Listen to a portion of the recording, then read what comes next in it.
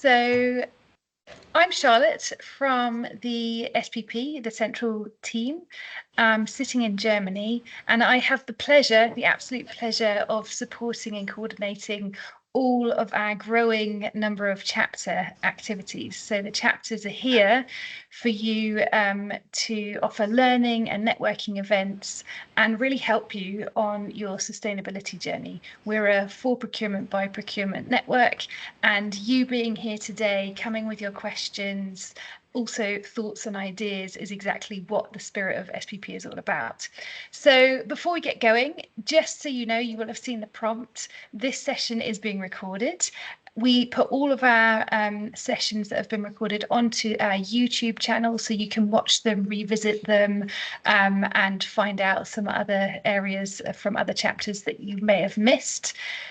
We really encourage, as this has already shown, a lively chat. So we love to hear your questions. We love to hear your thoughts. If during the presentations you have any ideas and want to share links, you are absolutely invited to do so. And we would very much encourage you to join us on LinkedIn. So there's a LinkedIn channel for each of our chapters. And that's where you can continue connecting with people and asking the chapter co-chairs about perhaps new areas you want to hear about. And we are essentially, our main goal at SPP centrally is we are building a community of 1 million procurement professionals and the allies of procurement professionals by 2030, to have a critical mass of people around the world who work within supply chains and in procurement functions, who are standing up and saying, we really know and believe that we in our day-to-day actions can make a difference. So we can make a better world for people and for planet. And the first step of doing that is joining our community, joining our network, and joining these types of meetings as you're doing. So if you haven't joined us already, I'll pop the link in the chat just in a second. We wholeheartedly invite you to join and would love you to bring some other people along.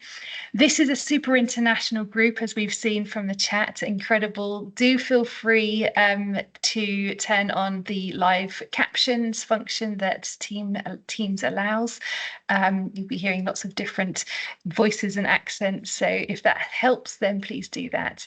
And welcome. Thank you very, very much. So I'm going to hand over to the team, and over to you, Christina or Maria. It's Maria, thank you. So welcome everyone. Good morning, good afternoon, good evening. It's fantastic to see people all over the world. We are more than 200 today. Thank you for that.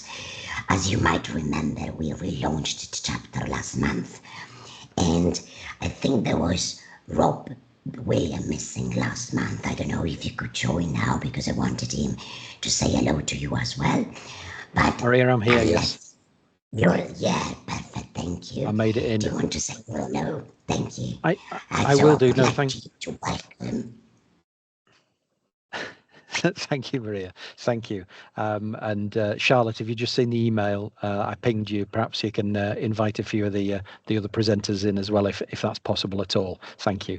So yeah, fantastic to have so many people on this call. It's a really hot topic. Many thanks to the Pfizer team for really stepping up and presenting their journey on this and where they've got to as well. And really looking forward to hearing this session. I'm sure we're all really trying to figure out what to do. Obviously, timescales may be changing and things, but so that's for this session. But for an intro from me, and thank you, Maria, for the opportunity. Rob Williams, I'm Director of Sustainable Procurement at AstraZeneca. So my role is to sit in the central procurement and support all our procurement teams. And so fantastic and really proud to be part of the Sustainable Procurement Pledge team, really trying to help us all understand what sustainability is, what it means for us as procurement professionals in our day jobs, in the organisations we work with. And this is a fantastic opportunity for us all to learn together, ask the same questions, and then ideally we can help all our suppliers move quicker too, as we're all under pressure on these timelines. So thank you for the opportunity, Maria. I'll hand back to you or to Krista. Thank you. So First of all, maybe I did not introduce myself first. For those who did not hear from me last month, I am Marietta Racina, Sustainable Sourcing Lead at Pfizer, and more than happy to facilitate and give the initial welcome to our SMEs and colleagues at Pfizer who have graciously accepted the offer to let us know more about EUDR. So as we know, we said we are a community of procurement professionals for procurement professionals. We want to grow together and learn together. So in this session, we want to hear more about the EUDR regulation, what we need to know and what we need to do afterwards. And we have a great pool of Pfizer SMEs and experts. We have Krista McGuire, which honestly our EHS colleague I particularly thank. And I would like you to welcome with a fantastic round of applause virtually if you can, because she's dialing from Florida and at the moment they are waiting from the hurricane. And so instead of evacuating, she is here with us and talking in this hour with us, hoping that in this hour the power will be on and she will be able to share her excellent insights. At the same time, we also have our procurement professionals. There is Skaggs and Kevin Caffin who will be able to support in case of any procurement related questions. And last but not least, we have our legal counselor Michael, who is here to respond from Robson Gray, who is here to respond in case of any specific legal question. So a pool of excellent presenters. I start to give the word to Krista. So floor is yours. You can keep going. Thank you. Thank you so much, Maria, and thanks everyone for being here. I'm happy to report that Milton has cooperated to allow me to give this presentation. So for those of you who I haven't met, which is most of you, I have been at Pfizer for about 1.5 years. I sit in the environmental sustainability team, and my background is in ecology. So prior to Pfizer, my entire career was spent in academia. I was a professor of ecology at Columbia University, Barnard College, and the University of Oregon. And much of my research was spent looking at feedbacks between land use, plants, soils, and microbes, and how they influence climate change and how we can use that information to restore ecosystems. So I've worked in a lot of the landscapes that are within the purview of the commodities that we're going to be talking about today. So before we start with the details of EUDR, I wanted to talk about the rationale for why this regulation has been launched. And so the underlying reason relates to the need to dramatically halt and reverse deforestation and forest degradation globally. One key function of forests is that they play a critical role in regulating climate. Forests are actually the second largest sink of carbon after oceans. And in a landmark study that was published in 2017 by the Nature Conservancy and numerous other leading scientists, it was estimated that natural landscapes, and particularly forests, could provide up to 37% of the emissions reductions that are needed by 2030 to keep us on track with the Paris Agreement. So forests really are a key climate solution for the world. And you can see the estimates of how much carbon could be sequestered out of the atmosphere if we protect, manage, and restore ecosystems. And just to show you how important forests are in particular, you can see in this figure at the top in green, those are the components of forests that are from that same 2017 study as a pathway to natural climate solutions. The white bars represent the maximum amount of climate mitigation potential in gigatons of carbon dioxide equivalents per year. The light gray is to keep us below 2 degrees Celsius from pre-industrial times, which is the Paris Agreement. And then the dark are really the low-cost solutions. So some of the natural solutions are actually pretty low cost. But you can see from this figure that forests are actually the biggest component to the solutions for natural climate solutions, for climate mitigation. So really important to keep that in mind as we're going through this regulation. Another aspect of the rationale for the EUDR has to do with preserving biodiversity and reversing the biodiversity crisis that we're currently observing. So current extinction rates are more than 1,000 times higher than what's been estimated as natural background rates of extinction that are largely estimated through the fossil record. We're losing, it's been estimated by WWF, approximately 10,000 species per year. And so if we continue business as usual, you can see on this figure, that's the gray curve, we are headed to a very dangerous level of biodiversity decline. However, what I like about this figure is that there is a reason to be optimistic if we collectively enhance our conservation efforts. So the yellow line represents the potential to mitigate biodiversity loss with increased conservation efforts, and the green line represents what could happen if we substantially increase our conservation efforts, which includes cooperation for sustainable production and consumption, which of course relates to the procurement community. And land use change contributes almost a quarter of global greenhouse gas emissions, and it's also the strongest driver of biodiversity loss in terrestrial ecosystems. And we know that climate change can exacerbate biodiversity loss and that it's inextricably linked to the biodiversity crisis. And I think that this has been a really prominent theme in recent months. I know it was a big theme at Climate Week, where biodiversity and nature loss and climate change are really just two faces of the same problem, and we need to solve both together. And biodiversity loss can also affect the availability of raw materials and disrupt supply chains. So the objectives for the EUDR relate to this rationale. So the three main objectives that the EU has laid out for this regulation is one, to minimize the risk that commodities and supply chains are placed on the EU market or exported from it, which are responsible for deforestation and forest degradation. And we'll go through how they're defining deforestation in the next couple slides.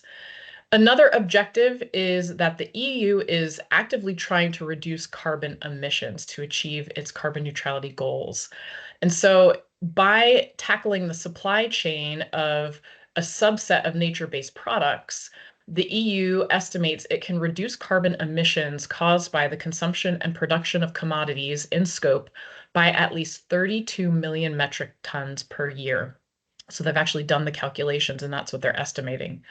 So the ultimate goal is really to reduce global deforestation associated with greenhouse gas emissions and biodiversity loss.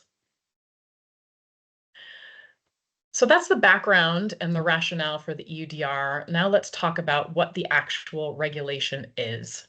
So there are three conditions to this regulation.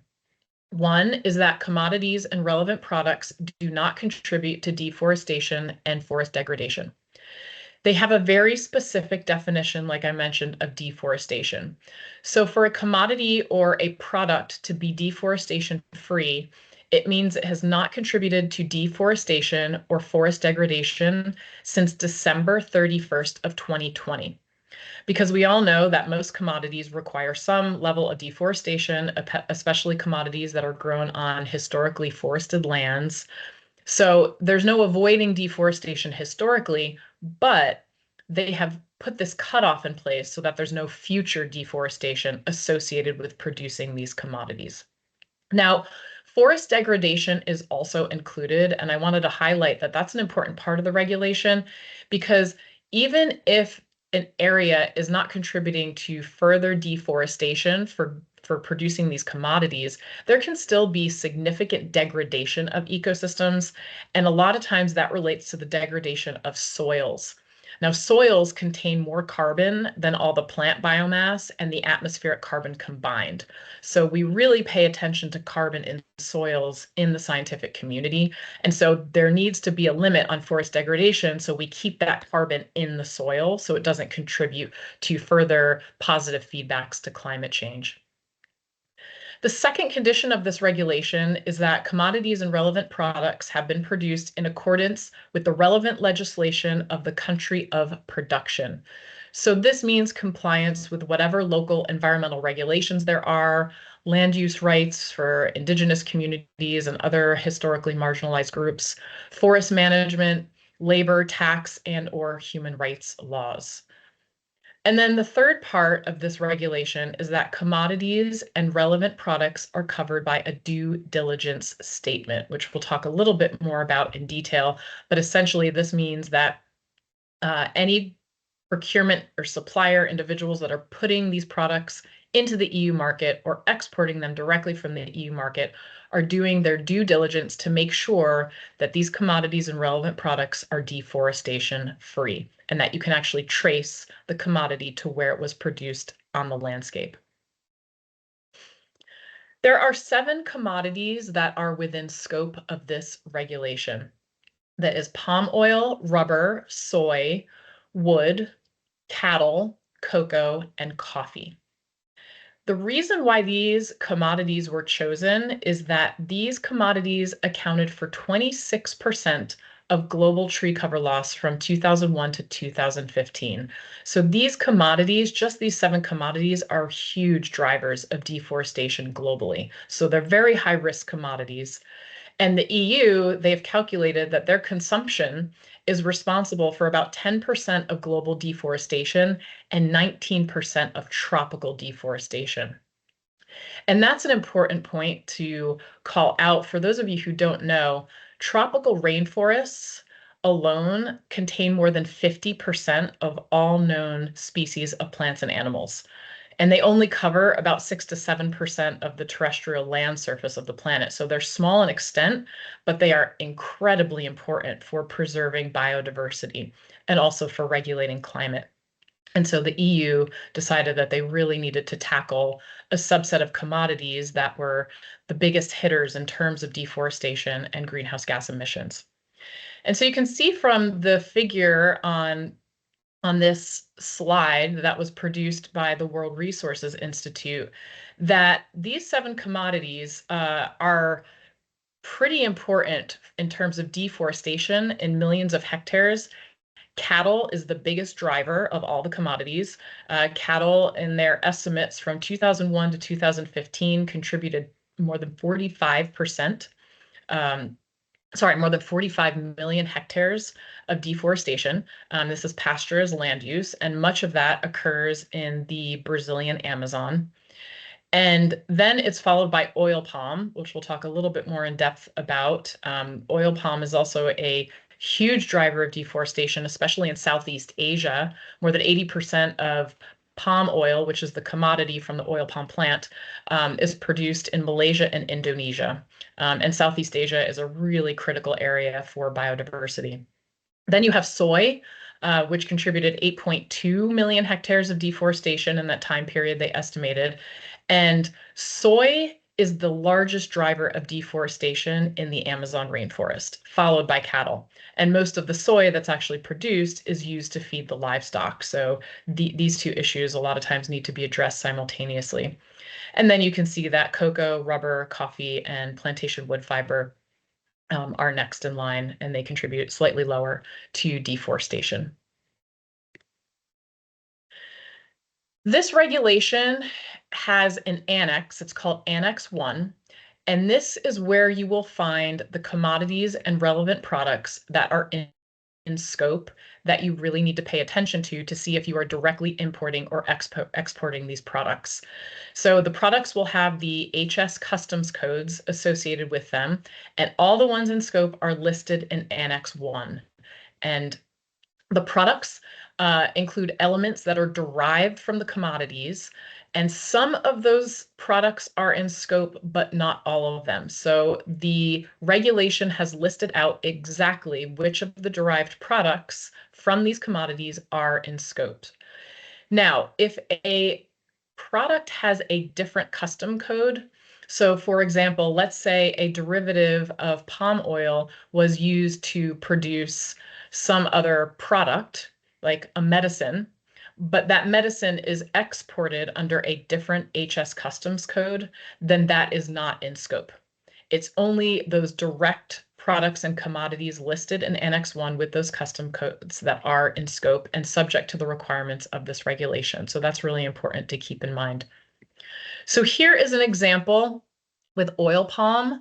So oil palm is the relevant commodity, and then the relevant products that are derived from oil palm are listed in the right there. So this is directly from the regulation. I've put the link to the regulation on this slide. So you can go to the regulation and you can look at Annex 1, and they basically list out the relevant products for all 7 commodities in Annex 1. So you can see exactly what they are and exactly what the HS custom codes are. So the HS custom codes are those numbers that are before the relevant products. Now, there has been a lot of concern around figuring this out for palm oil because palm oil actually has more than 800 derivatives that are in the supply chain globally. So it's a very complex one, but you don't have to know all 800 derivatives in order to comply with this regulation because of these custom codes. So I just wanted to make that clear that as long as your commodity is associated with this customs code for import or export, that is when you have to comply with the regulation, not when it's part of a formulation of another product that has a different customs code. So what is the timeline for this regulation? The regulation entered into force in June 2023, and it repeals the previous EU timber regulation, which I'm sure a lot of you are familiar with. The current tentative deadline to comply with the EUDR is December 31st, 2024. But of course, as most of you probably know, the EU Commission proposed to extend the deadline by 12 months, following a lot of pressure from countries that are going to be disproportionately impacted for a variety of reasons. There's been some concern over the impacts on smallholder farmers and various other concerns. So the EU Commission has proposed to extend the deadline, but I want to emphasize that this still needs to be approved. So it doesn't mean that it is definitely extended by 12 months. At this point, we should just proceed as if compliance is necessary by December 31st of this calendar year. And we are kind of in a wait and see pattern to see if this extension proposal actually gets approved. Small to medium-sized enterprises will have a longer adaptation period. They will actually have 6 additional months, as well as some other specific provisions that you can read in the regulation. In June of 2025, the Commission will likely publish a second impact assessment, which will consider additional commodities and an extended list of relevant products. So that's important to keep in mind. Getting on top of your supply chain is really important, and doing the traceability exercises now will prepare you for any future additions in terms of commodities and relevant products within the commodities in scope currently. And then the EUDR is subject to a general review by June 30th of 2028, and then subject to a review every 5 years thereafter. And during those review periods, they could also extend the scope of this regulation. So key definitions to keep in mind for this regulation as defined in Article 215 of the EUDR. The 2 big definitions are operators and traders. So operators and large traders are required to file a due diligence system. And I've put the link down there that has a pretty good overview of the due diligence system there.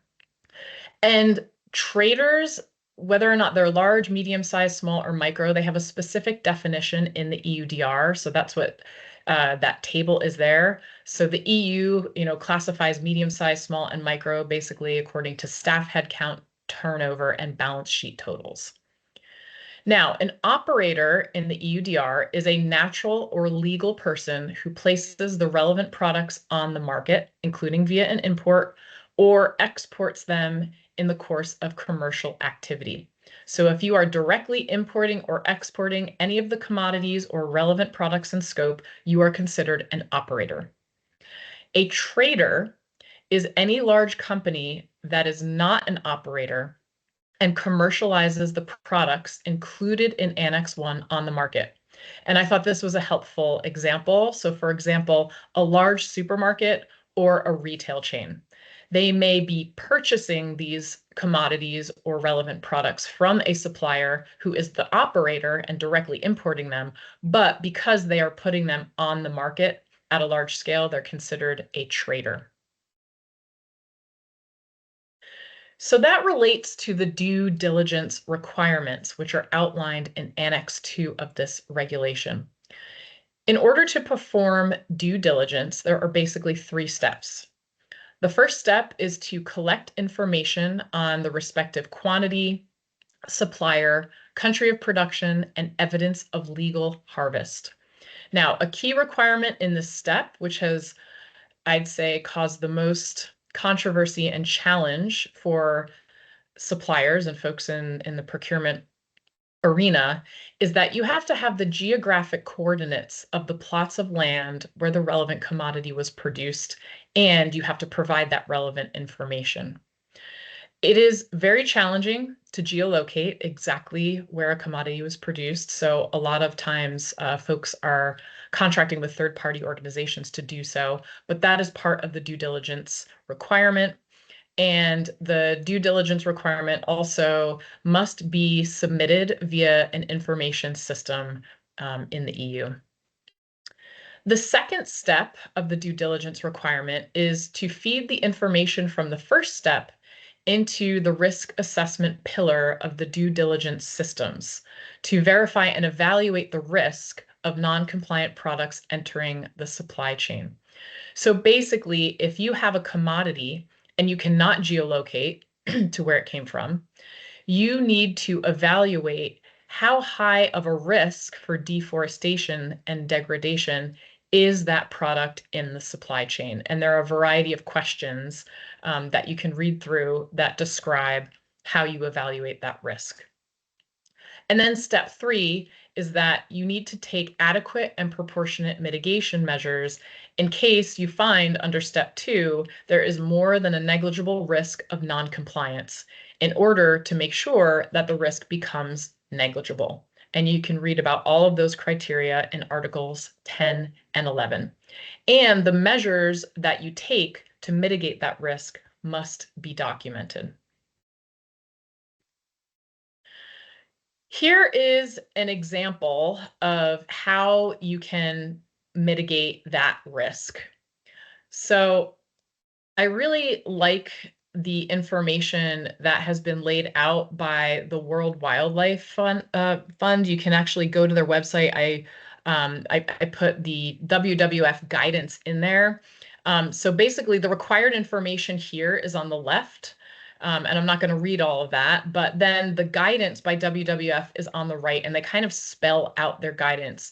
So if you go to the WWF guidance on the EU Deforestation Regulation, they basically give you a step-by-step walkthrough of how to do the due diligence, how to do the risk mitigation, and how to document any mitigation activities. So we won't go into detail on that there, but I think that guidance is very, very clear, and highly recommend that everybody takes a look at that for more information. Now, I did want to just speak very briefly to certification schemes, because I think there's been a little bit of confusion about whether or not certifications can be a substitute for due diligence. And I want to emphasize that they are not a substitute. So certifications of commodities and products in scope can help assess and mitigate risk. Excuse me, but they are not substitutes for due diligence. Part of the reason is that the certifications do not provide geolocation information. Okay, so they don't meet all the requirements for the due diligence.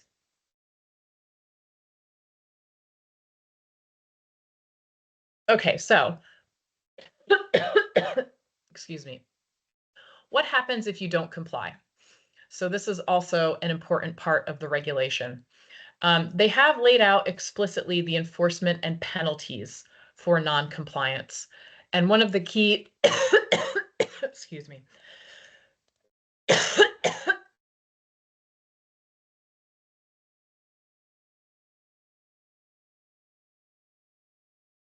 Take your time, Krista, no worries. Apologies, I'm dealing with bronchitis on top of a hurricane, so.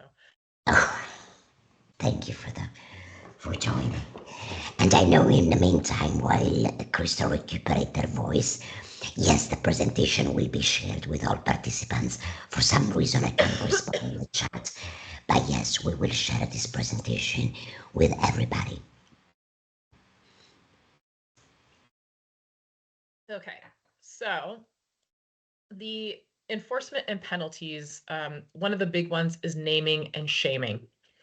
So the European Commission will publish on its website a list of judgments of member states for infringement, including the name of the legal person,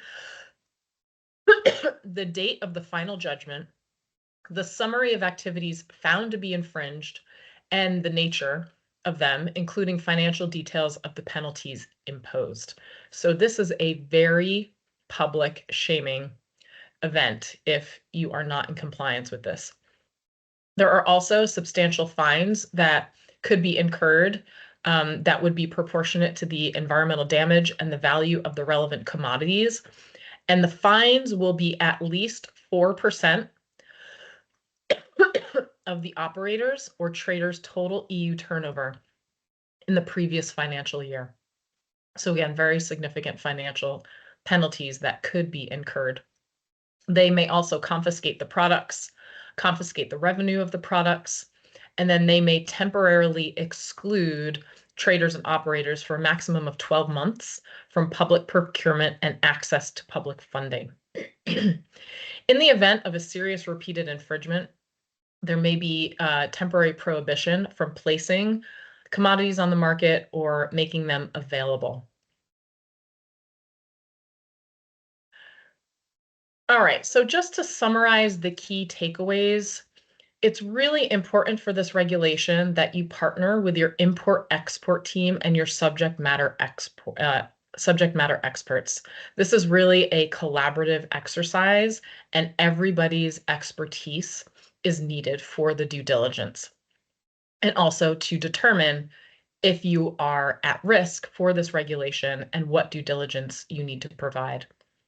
You should also familiarize yourself with the EUDR definitions and the HS codes of the relevant products from the commodities in scope, and also educate your procurement teams. You should also identify the purchased goods under the applicable HS codes for your company, and then reach out to suppliers as appropriate. I can't emphasize this enough, because if you have maybe one or two really big, important key suppliers for some of these relevant products or commodities in scope, you need to make sure that they are educated and they are doing their due diligence so that they are not excluded from the market in the future, because that could be a really big business risk to your organization. All right, well, thank you. I'm happy to take any questions. And with that, I will turn it back over. Thank you, Krista. So this was terribly informative. Thank you so much. And again, yeah, you will see all the round of applause for you. And I want to hold a minute before we ask all the questions, as I know there's Krista on the line. There's also Michael Leitenberg from Legal and also our procurement colleagues. But before going there, we want just to make 1 minute of advertisement of our best practice sharing initiative. Is Rachel on the line? Can you take this on? Oh, yeah, I think I'm unmuted now. Can you hear me? Yes, we can. Brilliant. Thank you, Maria. And thank you, Krista. That was a really fantastic presentation. And it brings us nicely onto this in the spirit of collaboration and best practice sharing. Those of you who were present at the last SPP Pharma chapter meeting will recall we introduced the best practice sharing initiative, and the idea being that we're all facing the same challenges and can learn from each other's successes but challenges as well. So we introduced this program where we're inviting anyone to submit their best practice in sustainable procurement. There's a template that is provided that we can send out after this call as well, and we will be reviewing the success stories that are submitted, and the ones that are shortlisted will then be presented back at the SPP meeting in December. Given that we had a group of suppliers on this call that weren't able to make the last call, we thought it would be worthwhile opening this up and have extended the deadline by 2 weeks as a result. So please look out for that template that comes after the meeting today and get your best practice initiative submitted. Thank you, Rachel. So just to summarize this, as Rachel has just said, you have been told that the deadline for this initiative was the day after tomorrow, so this Friday. A lot of you have asked for additional time, so of course we want to allow as much as possible. Would like all of you don't miss the opportunity to join, so we decided together with Rob, of course, to extend the deadline by 2 weeks. Thanks, Rachel. Thanks for reminding, and please already block your calendar for December the 10th, where we are going to have our year-end meeting, and there will be the opportunity to present the winners of this initiative. This said, let's open the Q&A for this EUDR session.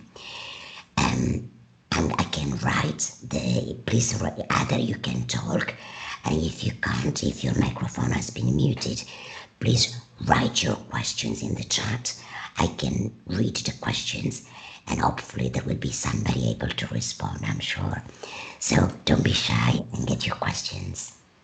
Yeah, and just to let everybody know, your microphones you can unmute. So if you weren't able to unmute yourself before, you will be able to now. And you can also raise your hand, use the raise your hand function if you've got a question too. Rob. Thank you, Charlotte. No, I was just going to say, some people may not be able to use the chat function, but you've solved it by just saying what you've said. So thank you, Charlotte. Amanda, do you want to come in there?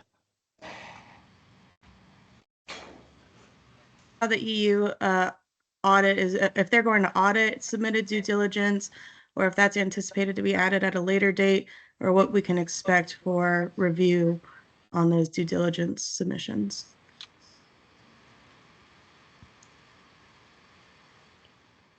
Yeah, I will hand that over to legal. My understanding is that yes, this will be audited. They will be checking the due diligence. I am not familiar with what legal process they have in place for that. So I'm not sure if external counsel can answer that. Yeah, I'm happy. Michael, can you get this? Thank you.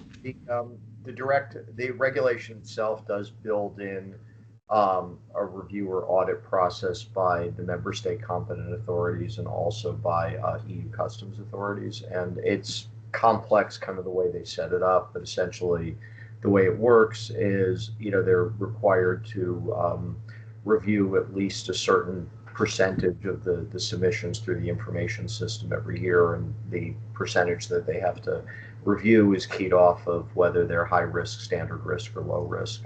But the point is there is a baked in review process. I think how each member state competent authority does that in practice, and how EU customs authorities do it in practice is still a little bit of an open question. But there will be reviews. So I think the takeaway there is that for companies submitting information through the information system, you do have to, I think, do this with the assumption that things will be reviewed and getting flagged from time to time. Thank you. I'm happy to hear that. Thanks. Another question is saying, is there any news on when a decision is going to be made on the additional 12 months extension to comply? So when do we expect confirmation? Michael, maybe? Yeah, Michael probably has a better handle on that. I'm happy to take that. I have to say I don't have any inside track on this. I know what I'm kind of hearing in the press and through some other trade associations, but I think it's expected that the Parliament and the Council will vote on the amendment to extend within the next 2 months. Certainly have to do it quickly, because otherwise we're going to wind up in a position where where the regulation takes effect, right? So there's that December 30 cutoff date. But the expectation is that they're going to act quickly. And certainly, look, I think all signs do point to that there is going to be an extension. But I think to the point that Krista was making earlier, I think that there's a lot of work here for a lot of companies to do. So an extension is good, but it doesn't mean that you go pens down and you do nothing for the next year. And I think what we're going to see is a lot of large commercial customers are going to use this as a trial period, and they're going to expect their suppliers to start submitting information through the information system, or providing them information so they're able to to submit it. Thank you, Michael. So let me read another couple of questions. In the case of HS code in the scope, which is imported for the purpose to become the part of the final product, which is, oh my God, sorry, I don't understand, which is based on the HS code not in scope for the EUDR. Does the EUDR applies? I am wondering, since the EUDR is also making a reference to making available on the market. Do you understand the questions, Crystal, Michael? Yes, it does Yes. apply to free Okay. circulation. Michael, if you want to expand on that, but yes, it does. The answer is yes. Okay. Yes, nothing else to expand on. You said it very well. Perfect, thank you. So response, yes, is fantastic. Krista, does this EUDR also applies to intra-EU, so free circulation movements, so between the European member states? Oh, yes, that's what I thought I was answering. It does, yeah. And I'm going to pop a link in the chat. So someone's asking about the information system. I'll just pop a link in the chat where you can take a look at that. The due diligence registry. They also have, you can upload bulk information if you have many products and relevant many commodities and relevant products that are in scope. They have video tutorials on how to do that. So take a look at that page. It's a really helpful resource for that. The one other thing I would add, in the question that was asked, and also just on resources, I think one of the things that's been hard for some companies to understand is what exactly is an operator, what exactly is a trader, what's the delineation between the two, what are both of their requirements, under the information system, for the submissions that are to be made. The European Commission put out additional guidance and FAQs about a week and a half ago. And there are additional FAQs and guidance that kind of walk through some of those scenarios in more detail. So I think that probably is a good read for companies because it will provide more clarity to what your obligations are, and also when you're an operator versus when you're a trader. Great, thank you. So what additional question we did not respond to?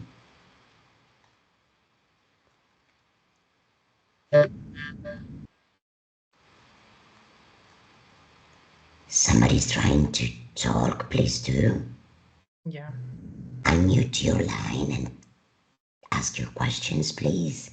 We still have 15 minutes of our experts' time.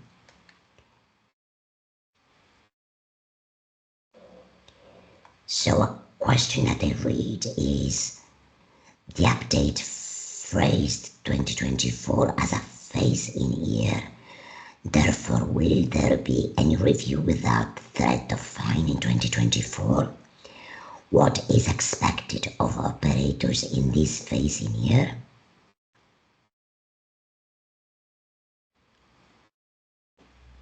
Yeah, I can take that or start that at least. So, Go ahead. so until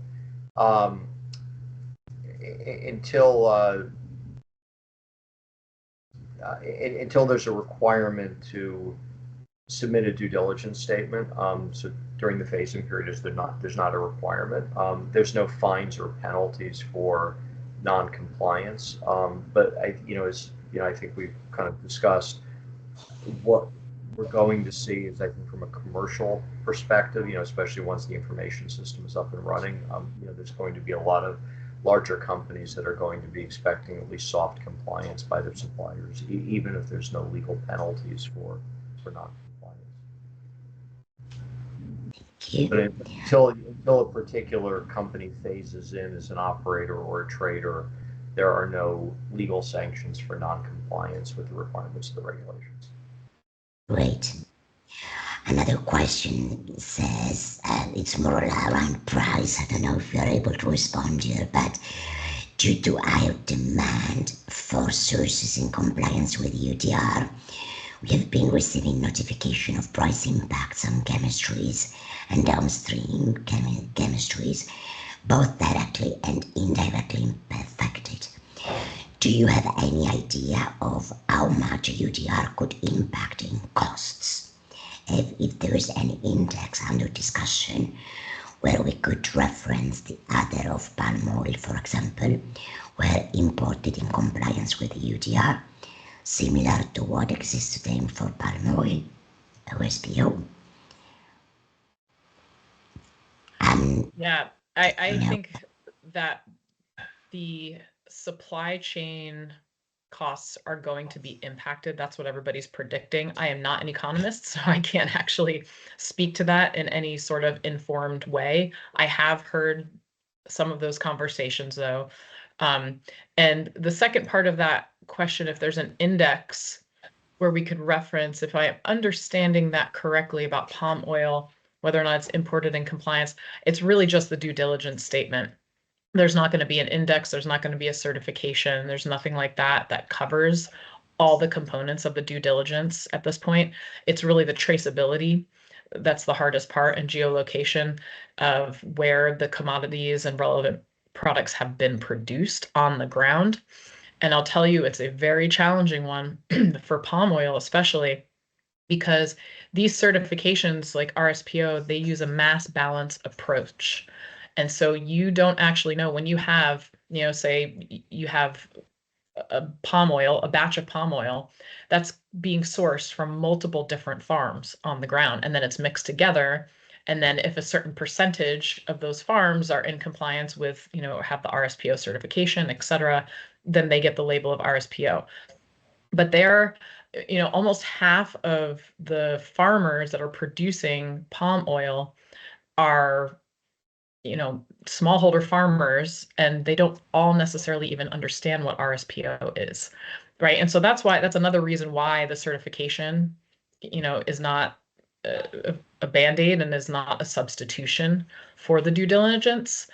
It would be nice if there was an index or certification that could cover all of this, but unfortunately the certifications really are referring to how forests are managed, how management schemes are complying with human rights issues and things like that. It doesn't have to do with traceability to the plot where the commodity was produced. And that's what the EUDR is asking for.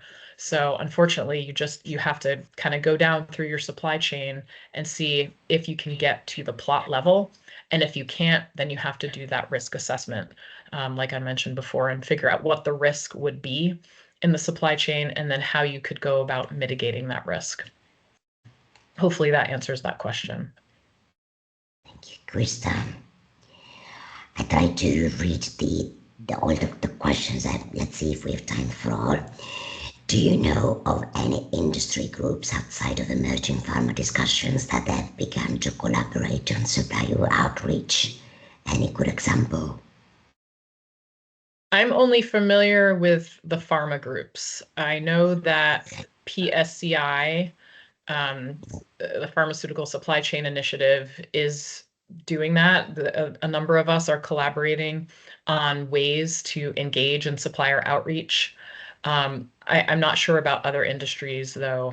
I'm not sure if, Michael, you're familiar with any of these collaborations, but I'm sure it's going on in a number of different industries, because when I was at Climate Week, there was a lot of talk about this, about collaborating on supplier engagement. So I think there's a lot of interest and momentum, and I'm imagining it's going on in a number of industries, but I'm just familiar with the pharma ones. It is. So I'm certainly not in the weeds on what a bunch of the industries are doing, but I know, there's a lot of collaboration going on in forestry. The fast-moving consumer goods industry is an industry, has their own initiatives around this. The Responsible Business Alliance also has some initiatives around this as well. And I'm sure Thank you. Then there's a specific question. If an operator imports into the EU a machine in a wooden crate, and the wooden crate is repurposed for another machine outside the EU, the empty wooden crate would be re-exported. Who is responsible for the due diligence report? The operator or the importer, the supplier of the wooden crate, or it is both? Basically, it is whoever is on record as the importer or exporter of that relevant product with the HS code that is listed in Annex 1. And so if you are an operator and you are directly importing that crate, or you're an operator and you're directly exporting that crate, If that crate has an HS code that is on Annex 1, then you are responsible for due diligence. Because you can have due diligence on either side, right? You can have due diligence as the operator if you're an importer, and you can also have to submit due diligence if you are an operator and you are exporting. Thank you, Krista. Last question written so far. There are many tools and systems providers now offering very different solutions, claiming they can help with traceability and geolocation validation. Any suggestion? Is there any good one validated? Yeah, I obviously can't promote specific companies in this presentation, but I will say that there are providers that are doing a very good job with traceability and geolocation. And if your company has the resources to partner with a third party, there are folks who are spending all of their time doing just that. And so I think personally it's a very good thing to look into, because a lot of these third parties have platforms, they have technologies, they have information, and they have existing relationships with suppliers that can help make this process a lot easier for you, and also can make it a little more expedited. So yeah, I think it's worth looking into for sure if you have the resources, because they're not always cheap. Of course. Yeah. Is packaging to contain, protect, or transport a product not exempt? No, the packaging is not in the HS code. It's the product itself that's in the HS code, not the packaging. If the packaging itself is the product, then and it has that HS code, then yes. But for example, if you have a bottle of pills and it's in a cardboard box, it's the bottle of pills that will have the HS code, not that cardboard box. But if you are a supplier of those cardboard boxes, then those boxes could potentially have an HS code on Annex 1. It's really all about the HS codes. So whatever product you're importing or exporting, you have to look at the HS code and see if it's on Annex 1, and that means it's in scope. Thank you. Companies, so let me read another question. Companies that are purchasing materials in scope of EUDR from companies operating in the EU, meaning they would not be the ones placing the product on the market. What is their obligation to collect the due diligence statement numbers and ascertain that the due diligence has been carried out? What level of depth would be required here? Yeah, I'll let Michael speak to that from the legal perspective. Basically, what I had said before, it depends how you were classified as a trader. But Michael, I'll let you go into a little more detail on that one. Yeah, sure. So I think the short answer is if it's a party that is outside of the EU and they're not an operator or not a trader, the short answer is you have no obligations under the EUDR, but I think that's too simplistic a way to look at it, because your downstream commercial customers that do have obligations, they're going to expect the information that they need to be able to comply with the regulation, and it's going to need to be sufficiently rigorous and provided in the form that they need so that they can complete their due diligence statements to meet their obligations. So essentially, I think the way to think about this is it's regulation where the information requirements and the diligence requirements are going to flow all the way back up the supply chain to the origin of the particular commodities. Thank you, Michael. Let me take the last question. So you mentioned that the EUDR applies in the EU. Could you clarify if there's any difference in due diligence obligations outside EU or EU versus EU to EU? I'll let you take that one, Michael. My understanding is that there's not, but that's more of a legal question. Yeah, so I'm just looking at the question here. So I think we talked about obligations for people outside of the EU, though, but kind of within the EU, so EU to EU. So to the extent that you can have products that are produced in the EU all of the commodities come from the EU. Those products, even though they're not imported, they are still subject to so you can be an operator there, you can be a trader there, and you have all of the same requirements that you would have irrespective of the fact that all of the commodities and all of the production occurred inside of the EU and there's no import into the EU. Because the way to think about this regulation, it's imports into the EU, production in the EU, or export from the EU. Thank you. So I don't know if there is time for the very last that they read in the chat. In the question 32, it is mentioned in manual from paper chapter 49 are exempted, but I cannot find this regulation. Is there any legally binding language on that? Which I don't know which is. Manuals are exempted. Can you respond to that? Yeah, I'll let Michael respond to that in the legal aspect, but if the manual is inside of the box of a product, it's the product that's going to have the HS code, not the manual, so it wouldn't be in scope. But Michael, I don't know if you want to expand on that.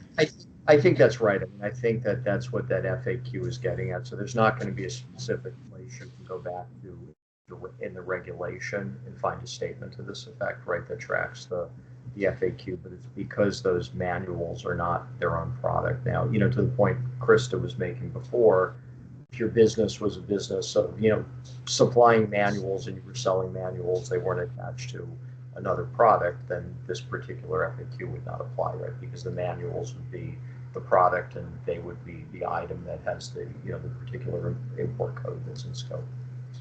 Thank you. So I think great session, phenomenal responses as well, and thanks for your engagement, for the questions you asked. I see there's a last one, but there's no time to respond here. I hope that later on Krista can tell us, or Michael, to respond to the last question, and we'll try to respond in writing. Thank you for your participation, the engagement, and also please let me and Rob know what other topics you would be interested to hear about next year, so that we can plan what you like to hear from and what we would like to discuss about in our 2025 sessions. For now, thank you all for the engagement, participation, and thanks again to our phenomenal presenters and speakers, Krista and Michael. Thank you all.